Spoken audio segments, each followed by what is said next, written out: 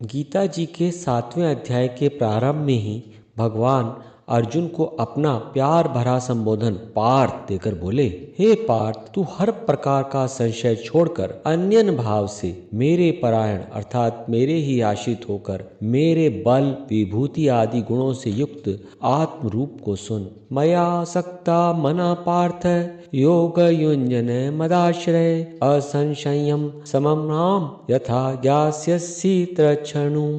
आगे भगवान कहते हैं कि कोई हजारों में एक भगवान को प्राप्त करने का प्रयत्न करता है और भगवान के परायण होकर भगवान को तत्व से जानता है। मनुष्याणाम सहस्रेषु कश्चित् यताति सिद्धये यततामपि सिद्धानाम कश्चिन माम वेत्ति तत्वतः। आगे भगवान बड़ी गूढ़ बात कह रहे हैं। भूमि रापो नलवायु खमनो बुद्धि रेव च अहंकार इति यम्मे भिन्न प्रकृतिम रष्टधा। भगवान कह रहे हैं पृथ्वी जल अग्नि वायु आकाश मन बुद्धि और अहंकार, यह सब भगवान की ही प्रकृति के 8 प्रकार हैं। और यह 8 प्रकार तो जड़ यानी अपरा प्रकृति के भाग हैं। अपरेय मितस्य त्वन्याम प्रकृतिम वेद्धि में परम जीवभूताम महाबाहो ययेदम धार्येत जगत।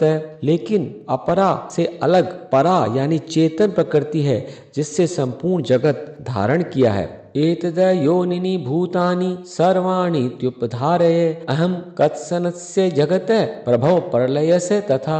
भगवान कह रहे हैं इस संसार के सारे जीव इन दोनों प्रकृतियों से ही उत्पन्न होने वाले हैं और भगवान स्वयं संपूर्ण संसार के मूल कारण हैं। आगे भगवान और स्पष्ट करने के लिए कई उदाहरण दे रहे हैं। हे अर्जुन, पृथ्वी की गंध मैं हूँ, जल का रस मैं हूँ, सूर्य और चंद्रमा का प्रकाश मैं हूँ, आकाश में शब्द मैं हूँ, और तो और सभी भूतों प्राणियों का सनातन बीज मुझको ही जान, यहाँ तक कि बुद्धिमानों की बुद्धि और तेजस्वियों का तेज भी मैं ही हूँ। बीजम माम सर्वभूतानां विद्धि पार्थ सनातनम बुद्धिर्बुद्धिर्मता मस्मि तेजस्य तेजस्विनामहम्।